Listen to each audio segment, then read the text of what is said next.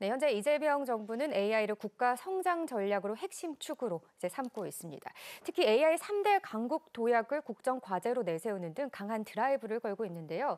최근 엔비디아의 잭슨 황 CEO가 최신 GPU를 우리나라에 우선 공급하겠다고 발표를 하면서 초대형 AI 동맹에 관심이 쏠리고 있습니다.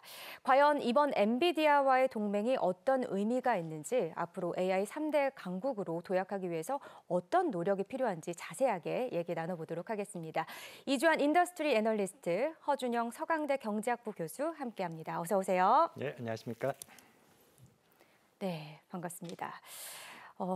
우리 AI 얘기가 너무 요즘 많이 나오고 있어서요. 한국 PC방이 아니었다면 지금의 엔비디아도 없었을 것이다. 이 젠슨 황 CEO가 얘기를 또 했던 부분이기도 하고요. 젠슨 황이 이번에 왔을 때 GPU 26만 장을 풀고 갔습니다. 웃돈을 줘서도 구하기 어려울 만큼이나 국가나 기업의 전략 자산이 된 엔비디아 GPU를 우리나라가 확보를 하게 됐는데, 이 GPU 26만 장 확보가 어떤 의미가 있다고 보시는지 궁금하네요. 뭐 큰 의미인데 AI라는 게 어쨌든 간에 연산을 해야 되는 부분인데요. 예. 연산을 하려면 컴퓨팅 리소스가 있어야 되는데 이 컴퓨팅 리소스의 핵심이 GPU입니다. 아까 앵커께서 처음에 말씀해 주셨지만 우리나라 지금 한 고사양 GPU 한 4만 장 정도 갖고 있는데 이번에 26만 장 추가로 들어온다 이 얘기입니다. 그렇게 봤을 때 다른 나라 지금 어떤지, AI의 1위권 국가, 1위 국가인 미국에서 봤을 때 오픈 AI 1개사 단일 회사만 해도 작년 기준으로 고사양 GPU 72만 장 갖고 있거든요. 예. 그리고 뭐 사실 우리나라는 카이스트에서 제일 좋은 연구기관 중에 하나인데 여러 가지 GPU 서버용을 갖고 있는데 그 중에서 이 고사양 GPU가 들어가 있는 게 딱 2대밖에 없습니다. 그런데 뭐 스탠포드 대학교에서는 한 200장 넘는 GPU가 들어간 슈퍼컴퓨터를 쓰고 있고, 이런 걸 비교해봤을 때는 앞으로 우리나라의 AI 역량에 있어서 얼마나 좋은 컴퓨팅 리소스를 갖느냐, GPU가 차지하는 중요성 거기에 있는 것 같습니다. 네. 또 어떻게 보시나요? 26만 장이 지금 교수님 말씀하셨지만 사실은 탑2라고 할 수 있는 미국, 중국의 빅테크 기업과 비교를 하면 한 국가의 자산이라고 하기에는 조금 빈약한 느낌이 있긴 한데요. 하죠. 예. 근데 또 한편으로는 지금 그럼 우리한테 100만 장을 주면 그래 활용할 수 있는 인프라나 기업이 있느냐 물으면 또 그렇지도 않아요. 그래서 26만 장이 아마 이게 한 번에 주는 건 아니고 2030년까지 약 5년에 걸쳐서 5만 장씩 들어올 것 같은데, 제가 볼 때 지금 한국에 아직 AI에 대한 준비된 거는 말씀하신 그 대학이나 연구기관, 기업에서도 이제 연구 단계에 있는 수준에서 예. 필요할 거라 생각이 돼서, 그렇다면 뭐 그 정도 물량이 그렇게 부족하지는 않을 것 같다는 생각이 들고요. 이제 본격적으로 상업화로 가기 위해는 부족할 수는 있겠죠. 예. 근데 그러기에는 아직도 우리가 준비는 조금 덜 돼 있어서 시간도 좀 필요한 상황인 것 같습니다. 그러니까 지금부터 더 확보해 나가는 의미에 있어서는 좀 긍정적이다. 이렇게 마중물 정도는 할 수 있으니까요. 마중물 정도로 보시는군요. 알겠습니다. 젠슨 황 CEO가 GPU를 우리나라에 26만 장을 우선 공급하겠다고 약속을 했고, 또 여기에 공식 유튜브 채널에 한국 헌정 영상도 공개를 했는데요. 젠슨 황 CEO가 우리나라에 이렇게 잘해주는 이유가 뭔지를 또 다들 궁금해하는 것 같아요. 왜 이렇게 잘해주는 걸까요? 예. 제가 좀 폭탄 선언을 하나 할까요? 무서운데요. 만약에 예. 한국 기업과 정부가 네. 1년만 늦게 AI 칩을 사겠다라고 연기하면 공개 입찰에 붙여서 훨씬 좋은 조건으로 싸게 살 수 있을 거라고 생각해요. 네. 왜냐하면 지금 제가 볼 때 젠슨 황이 그동안 거들떠 보지도 않던 한국, 일본, 대만, 영국을 차례로 순방하면서 세일즈를 하고 있어요. 네. 그 얘기는 지금 엔비디아 입장에서도 가만히 앉아서 줄 서 사던 시대가 끝나는 게 많이 남진 않았다라는 것을 이미 내부 분석을 통해서 알고 있는 거고, 그쪽도 발품을 팔아야 된다고. 발품을 팔아야 되는 거고, 물론 내년까지 많이 팔릴 거예요. 내년이 네. 올해보다 실 좋을 거지만 내년 후, 그래서 1년 후라고 말씀드린 게 1년 후쯤 되면은 고객과 공급자의 위상이 아마 바뀔 수도 있다는 생각을 하고 있어서, 네. 사실은 지금은 1년 먼저 하면 되게 선심 쓰는 것 같이 우리한테 주는 것도 아니잖아요. 파는 그러게요. 건데 사는 입장에서 되게 감사하면서 하는데, 1년 딱 지나면 거꾸로 정부에서 공개 입찰, 너네 구글도 들어오고 AMD도 들어오고 엔비디아도 들어오고 더 좋은 성능을 더 좋은 가격에 주는 애한테 우리가 살 거야. 공공해서 우리가 한꺼번에 공개적으로 입찰해서 사겠다. 네. 이런 시계가 저는 1년만 지나면 될 것 같은데 굳이 지금 우리가 이렇게 매달리는 듯하게 사는 것이 필요한가라는 생각도 일편에서는 들고, 네, 하지만 네. 또 1년만큼 또 당겨주는 효과는 있으니까요. 그러게요. 1년 먼저 시작할 수는 있으니까 또 긍정의 효과도 있긴 합니다. 새로운 시각에서 또 볼 수 있는 의견을 주셨습니다. 네, 이번 엔비디아와의 AI 동맹은 정부와 민간이 동시에 움직이게 됩니다. 정부는 5만 장의 블랙웰 GPU를 확보해 국가 AI 컴퓨터 센터에 독자 파운데이션 모델 개발에 투입을 하게 되는데 정부와 기업의 AI 인프라 총력전 앞으로 이 GPU가 어떻게 사용될지가 사실은 가장 좀 의미 있고 중요한 부분이 될 것 같은데요. 전반적으로 좀 얘기를 들어볼까요? 네, 이거 크게 봤을 때는 기업들로 가는 부분이 있고 국가로 가는 부분이 있습니다. 말씀해 주신 대로 과기정통부가 5만 장 확보하는 부분이 있는데요. 예. 이거는 국가에서 독자적인 AI 파운데이션 모델 같은 거 개발, 국가용 모델을 개발하는 데 쓸 수도 있고 또 하나는 AI 컴퓨팅 센터를 만들어서 이제까지 대학들이나 이런 쪽에서 연구할 때 AI 컴퓨팅 리소스가 필요했는데 못 쓴 부분 이런 것들 와서 쓰게 해주는 부분 이거는 이제 연구용이나 예. 아니면 스타트업 기업들이 여러 가지 그 어떤 그 금전적인 이유로 AI에 접근하기 어려울 때 이럴 때 정부가 도와주는 부분이 있을 것 같고요.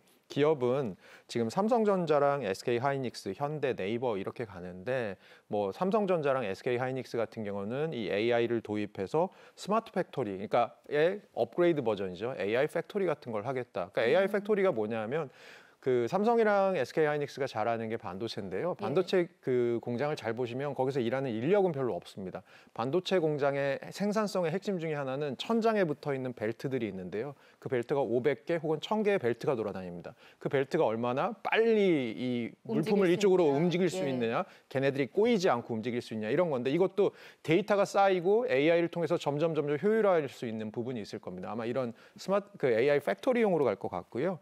네이버 같은 경우는 워낙 우리나라의 빅테크 기업이기도 하고 그래서 뭐 자체적인 모델 개발하는 데 쓸 수도 있지만 또 하나는 이 네이버랑 현대자동차 최근 들어서 현대자동차가 자동차 기업이긴 하지만 아주 관심을 쏟고 있는 분야 중에 하나가 로보틱스입니다. 그러니까 로보틱스가 결국 뭐가 되느냐 저희가 지금 AI가 에이전틱 AI라고 하는 아주 똑똑한 AI 단계까지 와 있는데 이것은 우리의 지능을 대신해 주는 부분입니다. 앞으로는 여기다 몸을 붙이는 거죠. 그러면 이 AI는 물리적 AI라고 하는 이거는 뭐 예를 들어 로보틱스처럼 자기가 움직이면서 공간 정보를 수집해서 더 효율적으로 움직이는 방법을 알게 되고 이러면서 진화를 해갈 겁니다. 이런 부분들에 있어서 현대자동차가 자율주행과 함께 로봇을 굉장히 많이 했었거든요. 그런 부분에 있어서 이 AI를 현대자동차도 쓰겠다. 그리고 네이버도 이쪽에 약간 피지컬 AI 쪽에 앞으로 신경을 쓰겠다. 이런 식으로 기업들은 자기들이 갖고 있는 생산성을 좀 더 높이고 새로운 사업 모델로 나아가는 데 있어서 아마 쓰게 될 것 같습니다. 미래 먹거리 쪽으로 좀 쓰겠다라는 얘기들이 있겠네요. 그렇게 볼 수 있을 것 같습니다. 네, 그렇게 볼 수 있을 것 같습니다. 네. 뭐 앞서서 잠시 우리 교수님이 얘기해 주시기도 했지만 현재 우리나라가 보유하고 있는 약 4만 장에 26만 장을 더하면 30만 장이 되는데 사실 이게 많은 수라고 볼 수는 있지만 메타가 60만 장 이상 등 빅테크들의 보유량에 비하면 그리 많은 편은 아닙니다. 우리 정부가 현재 이제 AI 3대 강국을 목표로 하고 있는데 이번에 26만 장 확보로 인해서 이게 어떤 긍정적인 효과를 가져올 수 있을지 이 얘기도 좀 해보면 좋을 것 같은데요. 좀 어떻게 보고 계세요?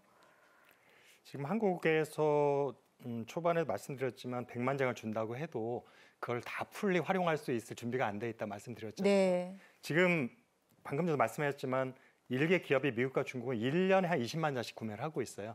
심지어 중국에는 뭐 텐센트나 바이댄스 같은 기업도 그렇고 뭐 미국의 빅테크 기업들은 우리가 워낙 다 알고 있는 상황들인데 이 기업들의 특징을 보면은 글로벌 서비스를 이미 하고 있는 기업들이에요. 클라우드 서비스를 하고 있거나 뭐 플랫폼을 운영하고 있거나 중국 기업은 글로벌이라 하기는 애매하지만 중국 내에서 굉장히 자신의 입지를 확실히 갖고 있는. 근데 중국 시장이 워낙 14억 명이다 보니까 뭐 그것만 해도 전 세계 몇 분의 1이 되잖아요. 그래서 어떻게 보면은 그 정도의 수요가 고객을 확보한 기업들이 이미 서비스를 하고 있는 기업들이라서 그만큼의 수요가 필요한 것이고 한국의 예를 들어 네이버, 카카오 같은 기업들은 결국에 국내 밖에는 우리가 고객을 생각하기 어렵잖아요. 현 시점에서는. 그렇죠. 예. 그래서 아직까지는 사업의 규모로 봤을 때 그다음에 본인들이 확보한 고객의 수로 봤을 때 사실은 지금 뭐 5만 장 정도 확보하는 것이 현 시점에서는 뭐 크게 부족하지는 않을 수 있다는 생각이 들긴 하고요. 그래도 우리가 사실 여기서 만족하면 안 될 거라는 생각은 들어요. 맞습니다. 근데 결국에는 많은 하드웨어를 갖고 있다고 경쟁력이 올라가는 건 아니고요.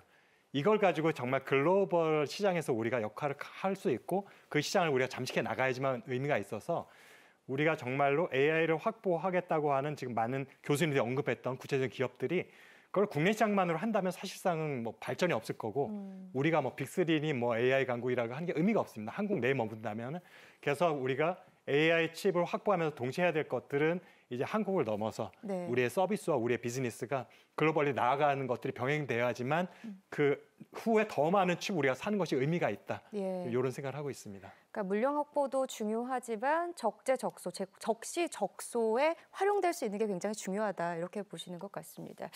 이번 협력은 하드웨어 공급을 넘어서 AI 플랫폼 동맹으로 평가가 되고 있습니다. 젠슨항은 챗GPT 다음은 피지컬 AI다 이렇게 비전을 밝히기도 했는데요. 젠슨항의 다음 목표인 이 피지컬 AI를 실현할 수 있는 중요한 파트너가 한국이라는 또 평가가 지배적인데 이 이유는 어떨까요? 아까 말씀하신 의견에 이어지나요? 어떤가요? 우리가 사실은 저는 그 영상 안 봤어요. 근데 깜보해동 영상이 굉장히 엄청 이슈가 유명하잖아요. 됐죠. 예. 그래서 보면은 오늘 뭐 이렇게 인트로에서 잠깐 보기도 했지만 그곳에 참석자가 누군가를 눈여겨볼 필요가 있을 것 같습니다.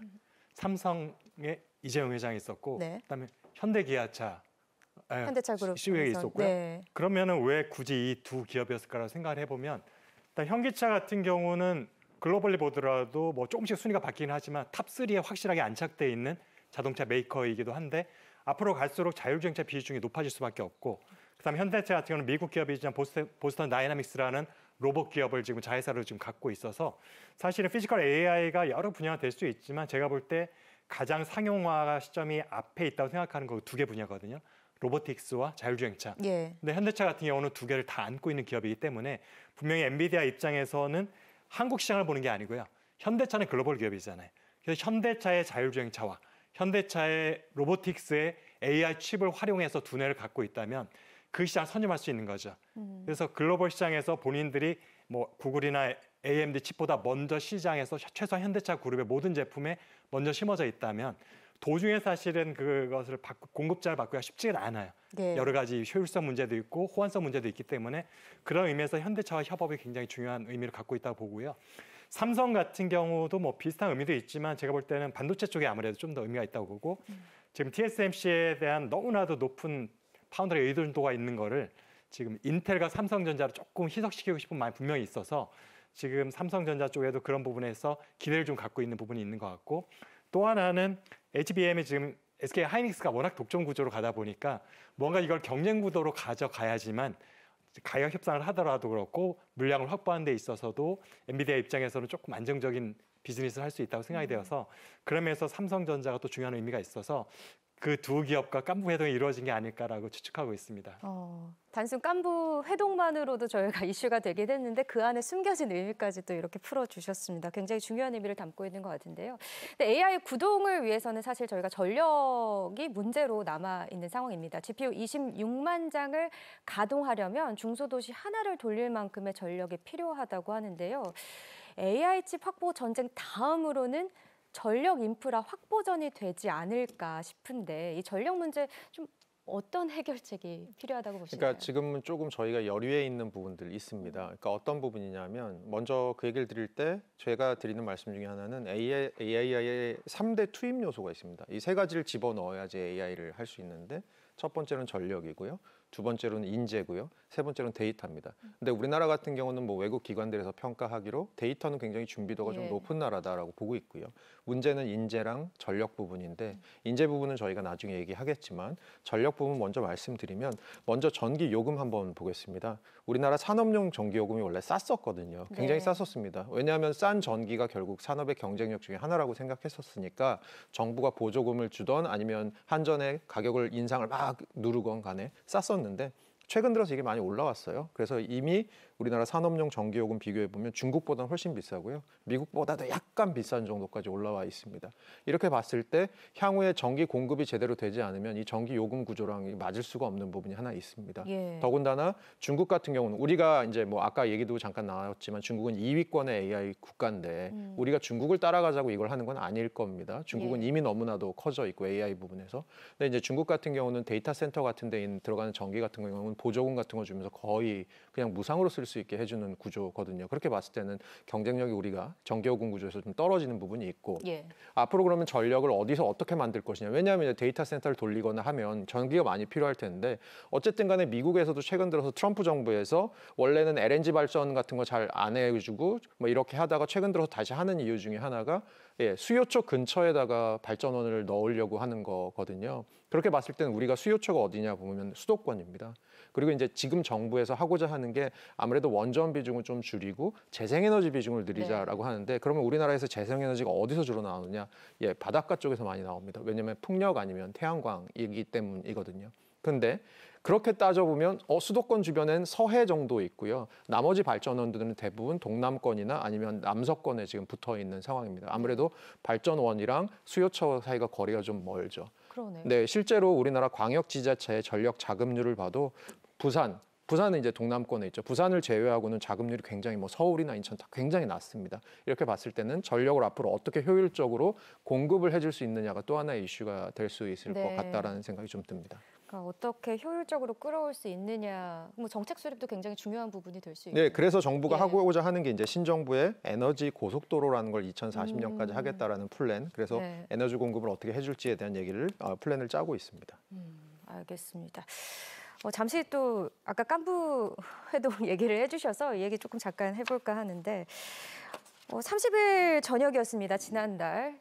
삼성동 쪽이 일대가 굉장히 떠들썩했었는데 엔비디아 CEO와 이재용 삼성전자 회장, 정의성 현대차그룹 회장이 이제 깐부 동맹을 맺고 친분을 좀 과시했던 그런 영상들이 많이 보셨을 거라 생각이 됩니다.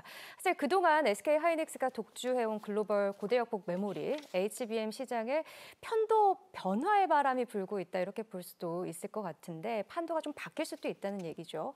앞으로 SK 하이닉스 독주 체제가 깨질 수도 있을 것 같다는 생각이 드는데 이 부분 지금 어떻게 보시는지 궁금합니다.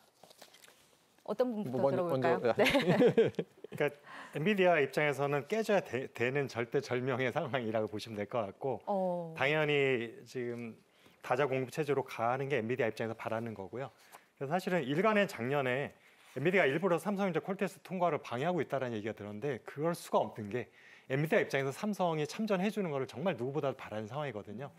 그래서 제가 방금 전에 먼저 질문에서도 얘기를 했었지만 삼성전자의 HBM이 꼭 필요한 상황이기 때문에 현대차와 삼성전자 두 기업과 깐부 회동을 했다라고 얘기를 하고 있고요. 지금 엔비디아 입장에서 보면은 최근에 보면 HBM4 다음 세대 HBM에서 하이닉스가 가격을 70% 인상하겠다고 그랬어요. 그리고 TSMC는 3나노에서 2나노로 가면서 제조 비용을 50% 인상해달라 이미 인상을 했어요. 엔비디아 입장에서는 현재 제조업이지만 굉장히도 특이하게도 영업이익률이 50% 이상, 60%가 나오고 있는 상황인데요. 옛날에 애플을 보는 듯한 그런 느낌. 그런데 어쨌든 그 마진율을 유지하기가 더 이상 쉽지 않아진 거죠.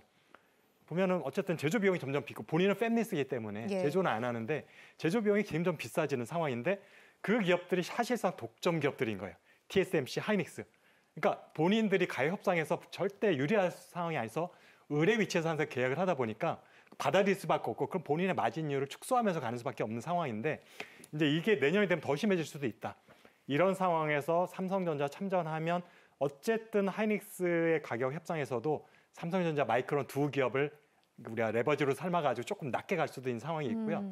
제 생각에 마이크론은 지금도 하이닉스보다는 한 20%, 30% 낮은 가격으로 아마 입찰 비드가 들어오는 걸 생각이 되고 있고 삼성전자는 제가 삼성전자 CEO라면 일단 시장 점유율을 너무 많이 뺏겼어요. 42%에서 17%가 됐어요. HBM 시장을 놓고 보면 어떻게든지 이거를 다시 찾아야 되기 때문에 지금 마진율보다는 물량 공세를 할 가능성이 높습니다. 그래서 심지어는 역마진이 나더라도 일단 시장 점유율을 높이는 전략으로 가면 하이닉스보다 굉장히 싼 가격에 공급하겠다고 먼저 제안할 수도 있는 상황. 이렇게 되면은 하이닉스 입장에서는 반가운 상황은 아니지만 엔비디아 입장에서는 되게 좋은 상황이잖아요. 그래서 지금 보면 HBM4 차세대, 6세대 HBM에 대해서 샘플은 이미 상반기에 다 대출이 됐는데 아직까지도 구매 계약이라든지 콜테스트 통과 얘기가 나오지 않고 있다. 이 중에 또 하나 이유는 지금 AMD 내년에 나온 차세대 칩 너무 성능이 좋아서 엔비디아가 모든 것들 다 다시 지금 새 판을 짜고 있다. 본인들 성능도 높이기 위해서 HBM도 약간의 수정이 필요하고 그래서 지연되고 있다는 게 하나의 우리가 가능성 있는 추론이고요. 또 하나는 가급적 늦추고 싶다.